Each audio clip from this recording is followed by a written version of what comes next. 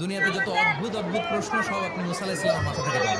বিভিন্ন বিষয়ে আল্লাহর প্রশ্ন করছে। সেদিন মুসা আলাইহিস সালাম আল্লাহরে বললেন, আল্লাহ আপনি আমার এমন একটা জিকির শিখিয়ে দেন যে জিকিরটার শব্দ আপনি আর আমি ছাড়া কেউ জানে না। দিনে রাতে সব সময় এই জিকির আমি করব, আপনারে ডাকবো, কিন্তু শর্ত হলো এই জিকিরটা জানবে শুধু আপনি আর জানবে শুধু আমি। আল্লাহ বললেন, মুসা মুসা আলাইহিস সালাম কয়, মাবুদ এটা তো জাতীয় জিকির, সবাই জানে। আমি তো চাইছি এক্সেলেন্ট একটা জিকির, কারো কাছে নাই, শুধু আমি জানবো, আমি পড়ব। আল্লাহ বললেন, মুসা এই লা ইলাহাকে জলদি পাল্লায় রেখে দাও। तमाम বিশ্ব, 7 আকাশ, 7 জমিন তুমি আরেক পাল্লায় রেখে দাও।